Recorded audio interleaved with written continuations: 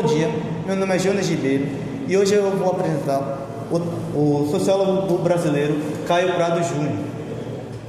Caio Prado Júnior foi um historiador, geógrafo, filósofo, sociólogo, político e editor. Nasceu em 11 de fevereiro de 1907 em São Paulo e morreu em 23 de novembro de 1990. Em 1928, Prado obteve seu diploma de bacharelado em Direito pela Faculdade de Direito do Largo do São Francisco, instituição mais tarde integrada à Universidade de São Paulo. Como universitário, Prado estudou política e aventurou-se na criação de artigos sobre política, economia e direito. Formado, Caio Prado entrou na vida como advogado, mas não levou essa profissão para a vida, pois na época da sua juventude foi um tempo de grande evolução político e cultural do Brasil. Pois então, também no mesmo ano de 1928, Prado entrou de vez na vida política e afiliou-se ao Partido Democrático Brasileiro.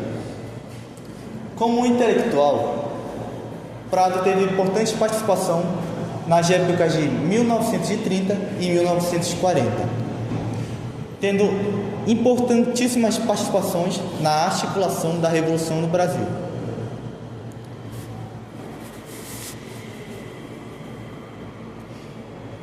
Decepcionado com a inconsistência política e ideológica do Brasil, Prado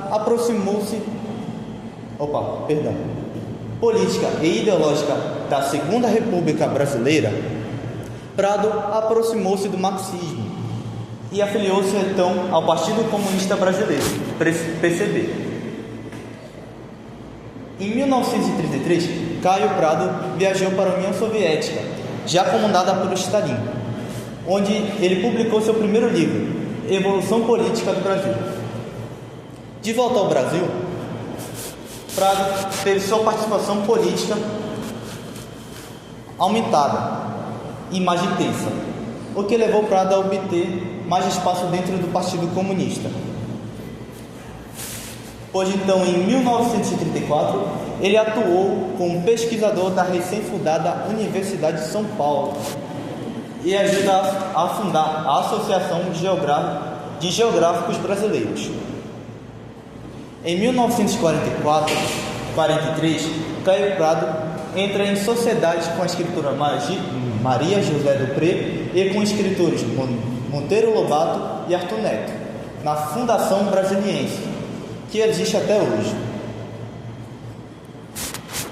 Em 1966, é eleito intelectual do ano e ganha o Prêmio Nobel Juca Pato pela publicação do livro A Revolução Brasileira. Bom dia, meu nome é Newton e hoje eu vou falar sobre as principais obras do Caio Prado Júnior. A primeira obra dele fala sobre a formação contemporânea.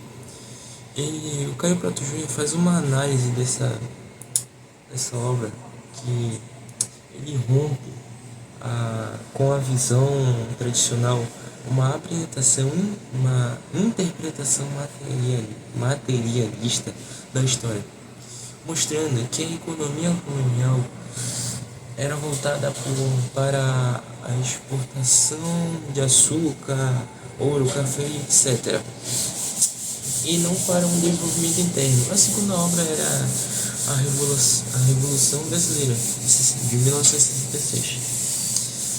Ele tinha essa obra como principal ideia defender uma revolução democrática e popular progressista para uma transformação de estruturas arcaicas no país.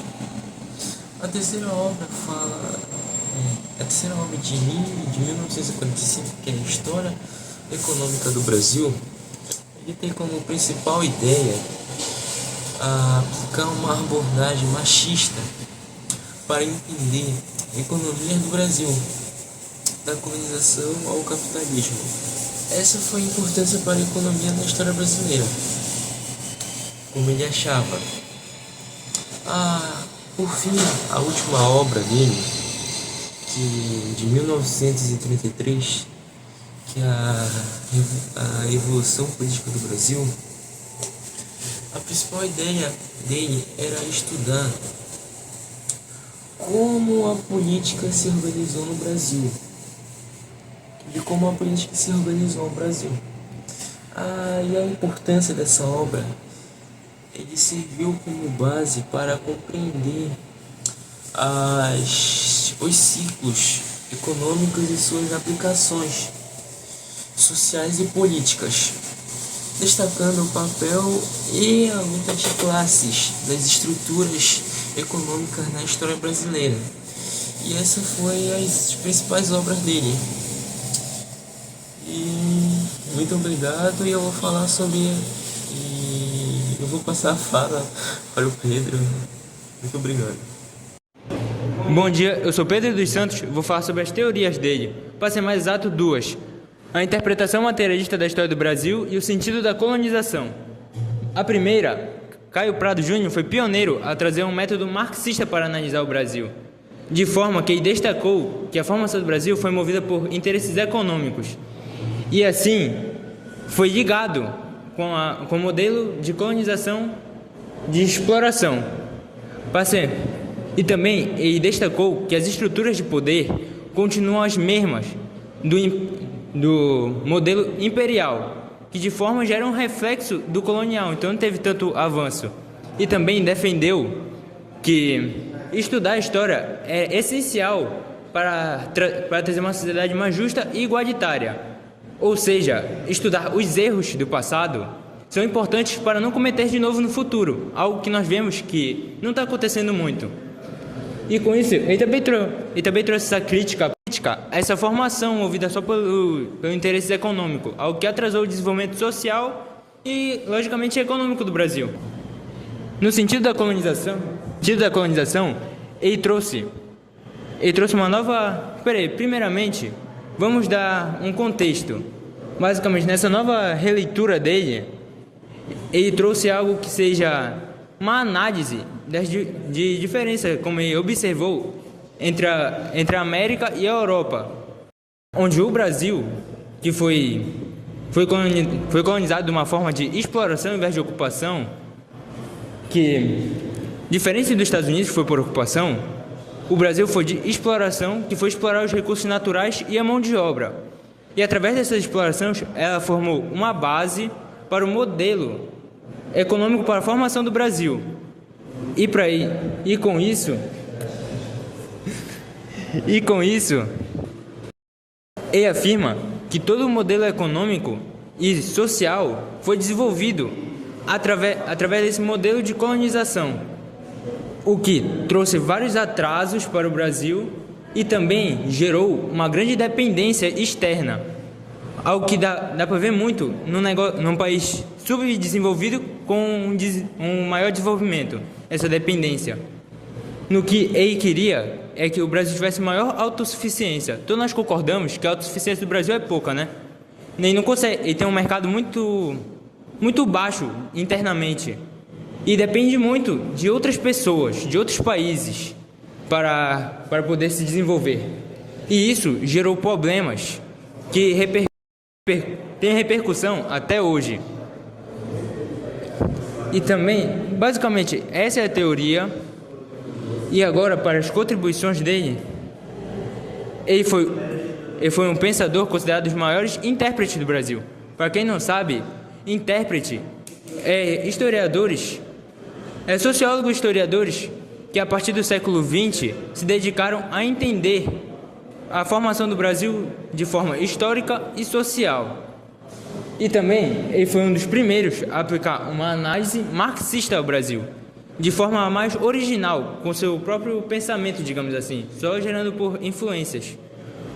E se copiar esses modelos europeus, e com isso dá para destacar algo importante, que foi que ele conseguiu ter grande influência, mesmo no contexto histórico, e que era vivido na época da ditadura, que era muito mal visto esse negócio de socialismo e comunismo. E mesmo assim ele conseguiu ter grandes influências. E tanto que influenciou geradores de sociólogos, historiadores e cientistas políticos depois dessa época que ele viveu. E também ajudou a construir esse pensamento crítico no povo brasileiro, ou pelo menos tentou, para enxergar a realidade do Brasil e não a forma idealizada que o governo repassava. Basicamente, levando em conta desse material marxista, ele trouxe uma nova revisão para o Brasil. Ele destacou, na verdade, os pontos da época da colonização que ajudaram a moldar o Brasil para a forma como ele é hoje, forma contemporânea. Esse aqui é o vídeo do Caio Prado Júnior, do canal Cruz, História e Literatura, e essas aqui são as referências. Muito obrigado por escutar o trabalho.